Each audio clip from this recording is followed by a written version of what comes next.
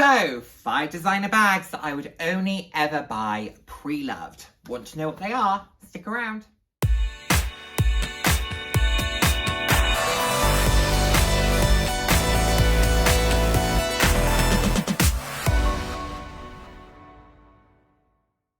Hello, and the warmest of welcomes to today's video. For those who haven't seen my face before, hi, I'm Nick, glad to have you here. Those who have seen my face before, thank you so much for joining me again. I hope you're enjoying my videos. I put out videos roughly 3 times a week on a range of different topics in wealth and fashion, slightly more personal topics. So if that sounds like something you'd be interested in, then please do head down, hit subscribe and turn on the notification bell. I love chatting with you all. I'm all about living life loud, and what that means to me is being your authentic self, being proud to be you, and just celebrating who you are. Celebrating yourself, and of course, we celebrate others. So, today we are talking about the 5 bags that I would only ever personally buy pre-loved. And this is for a number of different reasons. I know a lot of individuals who buy these new from boutique, absolutely love doing so, and that is great. These are bags that I only see a value in buying them from the pre-loved market for specific reasons. So it's just my opinion on this. So anyway, let's get into this. I've got them here just so I can remember what I'm going to talk to you about. So, number 1, the Lady Dior. Dior is a brand in general that I can't see myself ever really buying new from boutique. The reason being, it just doesn't hold its value. So for me, I have no issue with buying pre-loved to make that saving. You can get excellent condition Dior for sometimes half the price. And for me, that's worth it.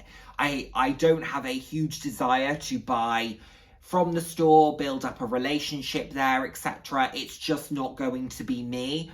I do that with other brands. I'm comfortable. I said in my this or that video how I probably lean more towards new from boutique mid-range, but I do love a pre-loved luxury piece. So I think that's where Dior fits in here. You can get beautiful, beautiful Dior pieces currently. Don't get me wrong. They are stunning. The pinks, etc. Gorgeous. But you can also find some really interesting Lady Dior variations on the pre-loved market. I've shown you some there from Luxury Promise. I loved the denim with the perspex handles. I actually kind of regret not buying that. I really wish I had. Yeah, I should have done. That was one that I should have got. There was a white Lady Dior a couple of years ago that was £1,000 in great condition that I didn't go for. Again, should have got it. And that was in a large size. So it's one that I do look at frequently. How often I would use a Lady Dior, I'm not sure. And that also feeds into the fact that I don't want to pay £4,000 or £3,500 for a large Lady Dior in a variation that I might not use that often. I need it to have lower cost per wear, which means that I need the cost to begin with to be lower. So pre-loved works well there. Next up, Celine and the Celine luggage. Again, one that you can still buy currently. All of these you can still buy in the boutiques as they stand. I love the Celine luggage. I love the winged aesthetic of it. I think it's really, really beautiful. For me, they have just come out with more inspiring variations in years gone by. There is nothing in the current collection that really grabs me. The soft green and soft blue is really pretty, but it's not in the size that I would want it to be. They've done some really interesting variations over the years. And to be honest, I might even slightly stray out of the luggage and lean into the Phantom or the Trapeze. So though they fall within the same range, but they've been variations as the years have gone on. The Phantom, I don't think doesn't exist as a tote in the same way anymore. It's now a long shoulder tote. I think you can still buy a Phantom, I think. The Trapeze no longer exists, only pre-loved. But also the price point is really reasonable. They're about half the price again. So I think if to get something in a slightly more interesting variation, you could get a great deal there. Also the classics do tend to go for less because they just don't hold their value in the same way. The desirability of that bag has dropped. It was an it bag many years ago. The desirability is somewhat dropped, but I still think it's beautiful. So I still think it's worth owning. I just am not currently very inspired by the current collection, nor do I really want to pay £2,500 for one when I could get a great condition one for £1,000 pre-loved. Next up, an Hermes piece. the Hermes Birkin. I have documented my thoughts on Hermes, the Hermes journey. This is one that I would only ever buy pre-loved because I would want control of the specification that I bought it in. I would like something in a very bright colour with silver hardware or palladium hardware in a large size, 35, 40, preferably 40. Therefore, the likelihood of me with no sales history being able to walk into Hermes and say, can I please have a lime green Birkin 40 with silver hardware? And them saying, of course, Mr. Snell, I was waiting for your call.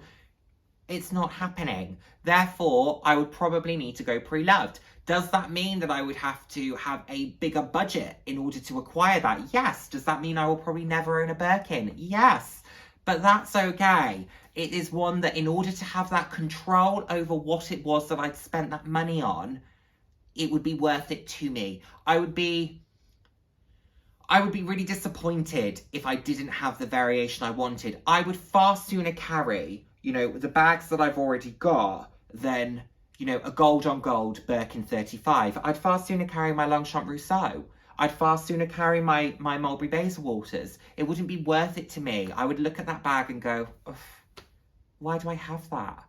So I wouldn't want to feel that. It's too much money, and it means that someone else could then own that bag, which will be the bag of their dreams. It wouldn't be the bag of my dreams. So if I was ever to be in a position that I could afford a Birkin, then I would go pre-loved, because it means that I would have the control over really what it was that I was buying, and I could just sit and wait until the right thing came up on the market, rather than even feeling like I needed to play that game. So that's where I would stand there from a Birkin perspective.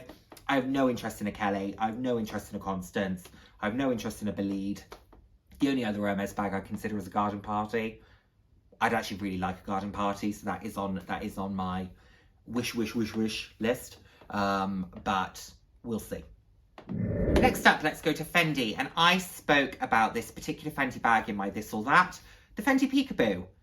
Now, the Fendi Peekaboo is one that, for me, again, the price point makes sense pre-loved. You can buy them anywhere from the low hundreds, so £400, I think I've seen one in Designer Exchange, and the condition says fair, but actually I've bought a fair condition bag from them before, and the condition was pretty good, to kind of a couple of thousand for excellent condition, and the bag was 4,000 to start with. So I think you can do really well out of a pre-loved peekaboo.